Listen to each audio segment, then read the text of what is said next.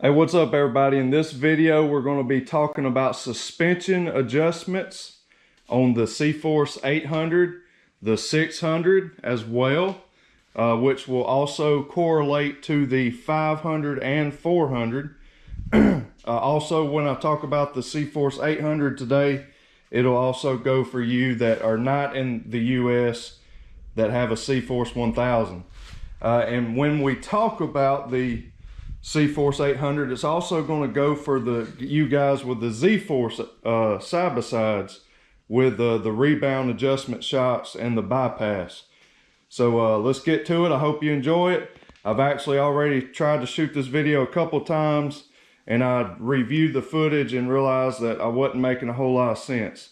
So in this video, I'm going to just talk right through it, try to give everybody, this video is for everybody that has the CForce ATVs or the ZFORCE side-by-sides. I can't remember about the suspension on the UFORCEs, but if you recognize that they have one of these suspension setups, I can't remember if they have bypass suspension or not.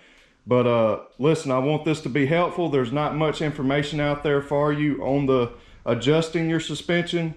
So I'm going to do the best I can. I'm not a professional when it comes to suspension, but I'm going to give you the best information I can after fooling with these for several months now. So let's start out with the CForce 400, 500, and 600. And this goes for a lot of your base model ATVs, okay? And even side-by-sides, they're going to have this little preload cam adjuster. Okay, this is just what I call a cam that you can turn and adjust. And as you see right now, I have it all the way up. I'm calling it up. I'm probably, look, don't get mad at me if I use the wrong terminology. I'm going to explain it the best I can. So right now, I have this turned all the way up. And what that does is it's pushing upward on your springs, which is stiffening up your ride. But the reason I did that was to get a little bit of ride height lift, okay? So that by doing that, you're adjusting your ride height, you're stiffening up your suspension for when you're pulling a load or putting a lot on the rear rack, or you're riding two people.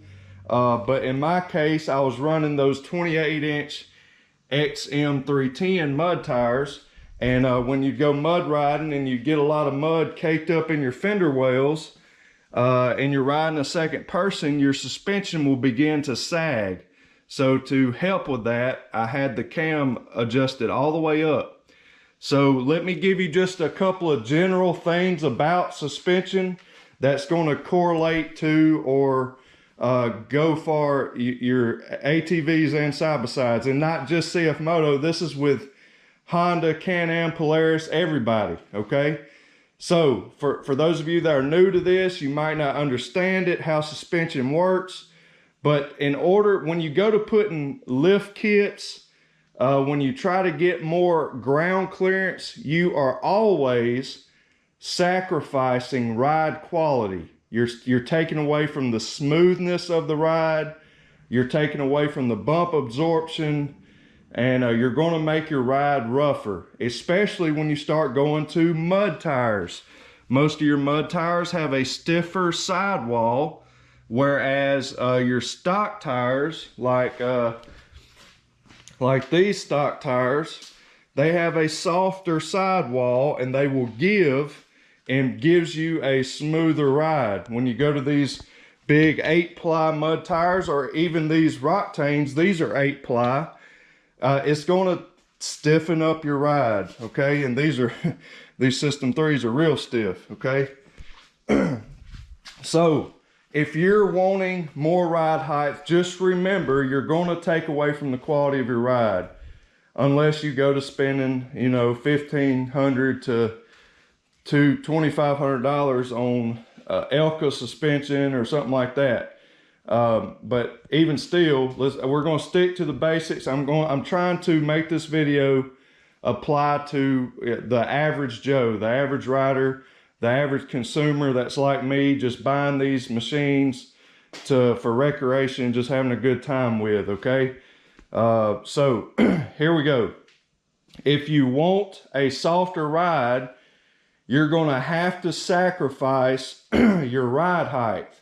You're gonna have to lower your ride height to get a smoother, softer ride if you're just driving through trails, riding around the yard, riding around your property, and you just want a smooth, comfortable ride. You lower your ride height. Therefore, with this cam, you're going to take and turn it all the way opposite of the way I have it now, and that will give you a softer ride. But it will lower your ride height just a little bit. We're talking maybe an inch at most. But when you're out mud riding or hill climbing, rock crawling, you're going, you know, the name of the game is ground clearance. You need ground clearance to not get hung up on things. So just take all that into consideration. Now, that's all the adjustment you can do on any suspension that has just a little cam down here, okay? Now, with this suspension setup, you have a lot more adjustment. This is your bypass adjuster knob right here, which is the same as on this massive one here on the new ZForce 950, which you also have this on the other ZForce models. I can't remember on the UFORCEs at the moment, but so you can adjust that. And there is a rebound adjuster down here in the bottom. This is that little, let's see, that knob right there. You twist this knob and that will adjust your rebound. Now let me explain that real quick. Okay, so once you hit an object in the trail, a bump, a rut, you were going at a pretty decent speed, and your rebound is how quickly your suspension returns back to its normal riding position. Okay, that's just an average, and that's not technical. There's other more knowledgeable people in here that's watching this video that could explain it better, but your rebound is how quickly your suspension returns, the suspension ride, the stroke returns to normal. Okay, your bypass is how quickly or softly it absorbs a hit from the rut. So like if there's one rut or hill in the trail, let's just think of that way, you're riding down through there and you hit it. Okay, your bypass adjustment is how quickly or how smoothly it absorbs that first hit, and your rebound is the second effect of how it returns to normal. Okay, that's just a basic example. That's the way I know it to be. Okay, so you can adjust, you can fix my terminology down in the comment section. But I'm going to tell you real quick how I adjusted my CForce 800. So if you own a CForce 800, I fooled around with my shots for a long time, and this is my, see if you can see that. That's my adjustment on my 800, okay? So in the front, on the rebound, which is this bottom knob, I turned it, I went all the way to the fast position and turned it 14 clicks away from the fast position. I did that on the front. On the rear, I'm at 12 clicks from the fast position. And then on the bypass, which is your knob adjustment up here, I'm sorry, it's dark, but anyways, your bypass, I have it on the front, I have it 19 positions. I'm sorry, there's 19 total positions to adjust it, at least on mine, on the front, and I'm 6 positions from the fast spot. So turn all the way to the fast setting, and I turned it 6 clicks from there. On the rear, I'm 7 positions over. Now, let me be straight up with you. The average person, including me, is not going to feel that much of a difference when you sit there and take the time to adjust that from the way they have it stocked. And the reason why is there's not enough stroke or enough suspension travel to feel those effects. So if you're trying to get a more softer plush ride with your CForce 800, don't sit there and waste a lot of time trying to adjust these knobs, because there's just not enough stroke in your suspension to actually feel a big difference.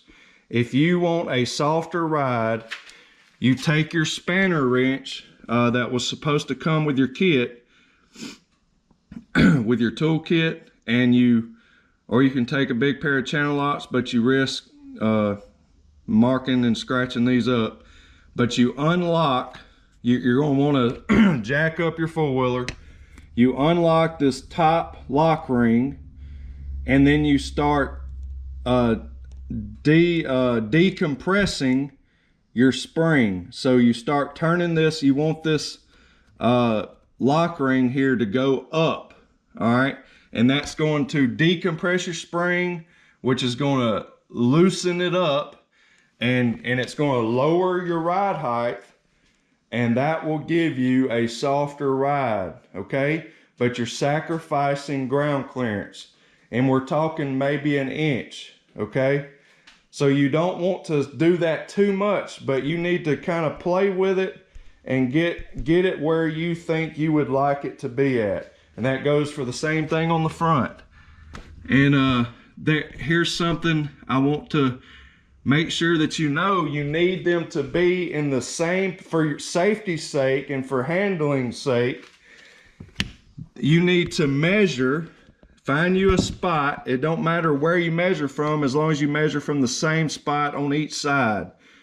But the distance, say from the bottom of this black part to the top of your lock ring, needs to be the same distance from here to here on both sides, okay, on your rear. So your left and your right needs to be the same distance, no matter if you lower your ride height to get a softer ride, or you want more ride height and you compress it more.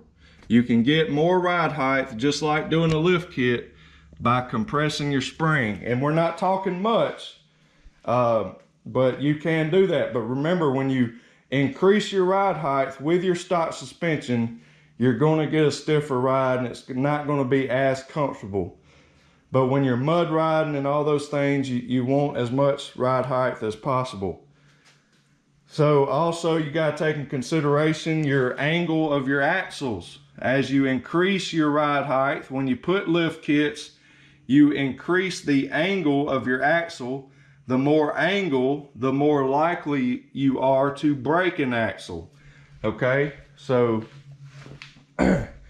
anyways, I hope I'm doing a good enough job to make a little bit of sense for you. The average person, you don't really have to fool with your shots to get a better ride. Just enjoy it the way it is.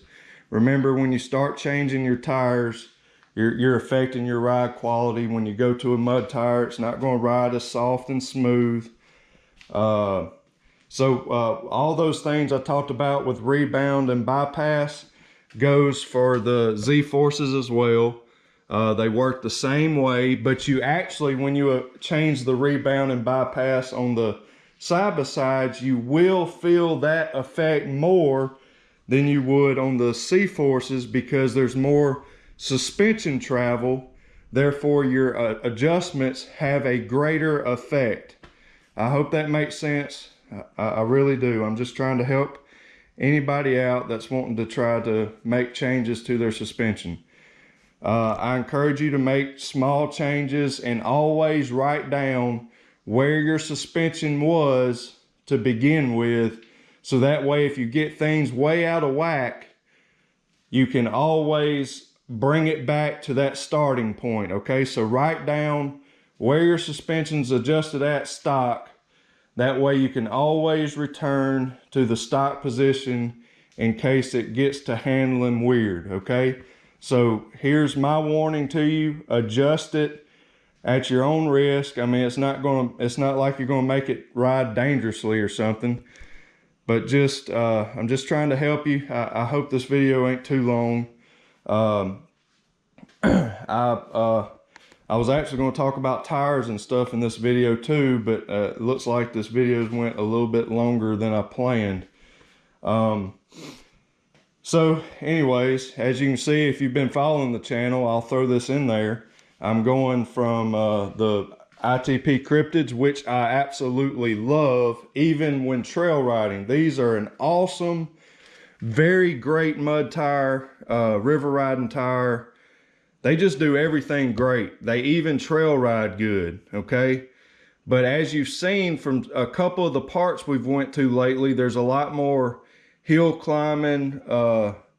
It's just more trail-oriented trails and less mud riding. So I'm so impressed by these 32-inch Rocktanes on the ZFORCE 950 that I just had to try out the Rocktanes on the ATVs. So tomorrow we're going to be going to Mudslingers, Lord willing, and we're going to run we got 28-inch Rocktanes on stock CForce 800 wheels with 1.5-inch wheel spacers.